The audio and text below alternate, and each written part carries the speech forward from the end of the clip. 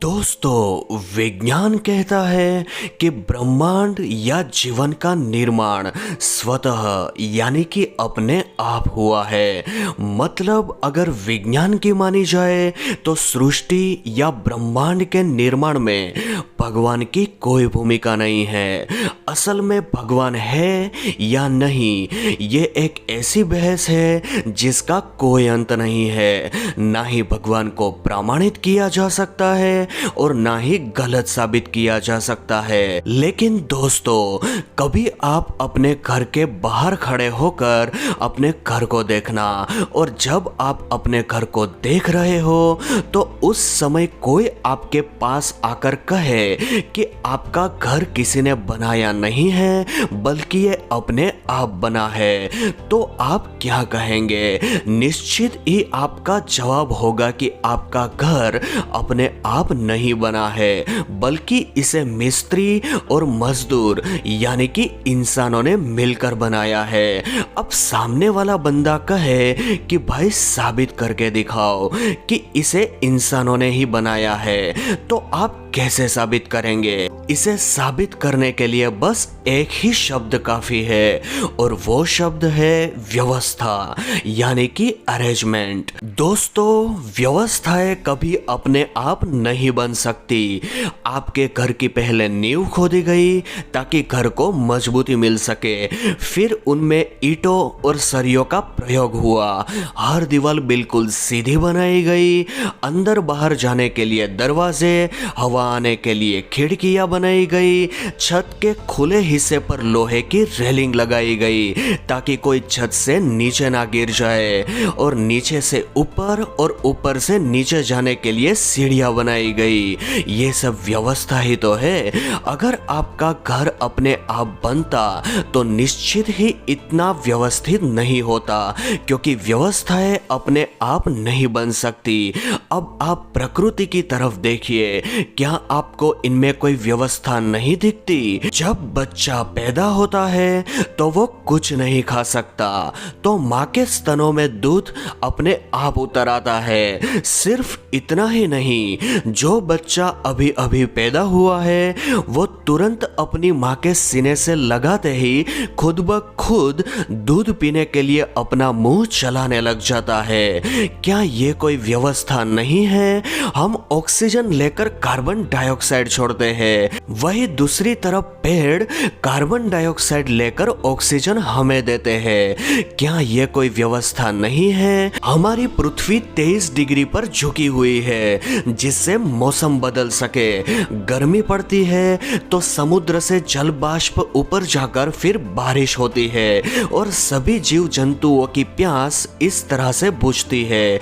ये सब कितनी शानदार व्यवस्थाएं हैं। निश्चित तौर पर ये व्यवस्थाएं अपने आप कभी नहीं बन सकती। जिस प्रकृति ने यह सब बनाया है उसे आप भगवान, अल्लाह, गॉड या वाहेगुरु कुछ भी कह सकते हैं, ये आपकी मान्यता पर निर्भर करता है। लेकिन दोस्तों, फिर सवाल ये उठता है कि अगर भगवान ने हमें बनाया तो आखिर भगवान को किसने बनाया? भगवान कहाँ से आया? तो दोस्तों, इस सवाल का जवाब खोजने से पहले मैं आपको कुछ दिखाना चाहता हूँ। दोस्तों, ये हमारी पृथ्वी है जिसका डायामीटर करीब 13,000 किलोमीटर है। पृथ्वी से करीब 17 गुना बड़ा ग्रह नेपच्यून है।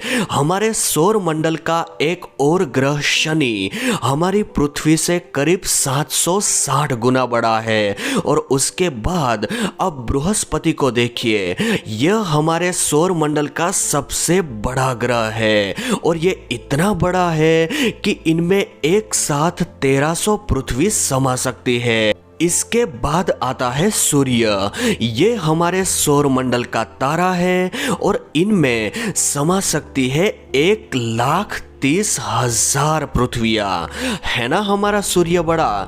लेकिन अगर आप सूर्य की तुलना सिरियस नामक तारे से करेंगे तो आपको सूर्य भी छोटा दिखाई देगा। लेकिन सिरियस सबसे बड़ा तारा नहीं है, उससे भी बड़ा तारा है पोलेक्स।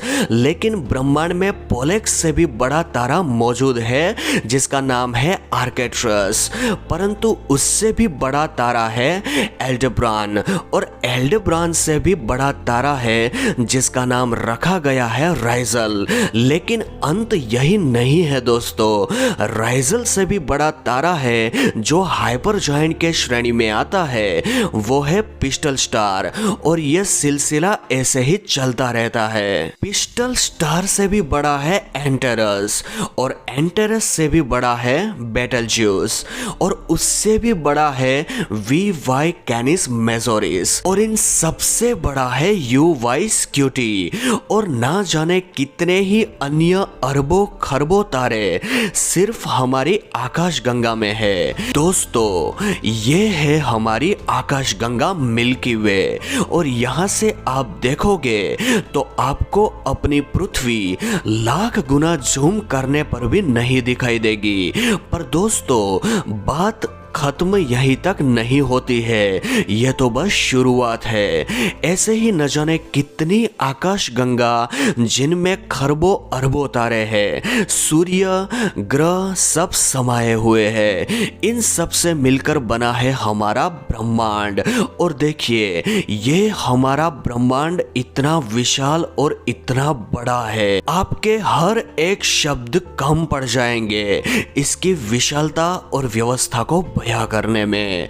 खैर दोस्तों हम फिर से उसी बात पर आते हैं कि अगर भगवान ने हमें बनाया तो आखिर भगवान को किसने बनाया? तो इसका जवाब देना नामुमकिन है, लेकिन फिर भी जवाब बड़ा सीधा है। दोस्तों अगर आप एक गधे को समझाओगे कि थॉमस एडिसन ने बल्ब कैसे बनाया तो वो नहीं समझ पाएगा। अगर आप गधे को ABCD सिखाओगे तो वो इन 26 अक्षरों को वो नहीं सीख पाएगा। ठीक वैसे ही ब्रह्मांड की विशालता और व्यवस्था के सामने हम गधे हैं।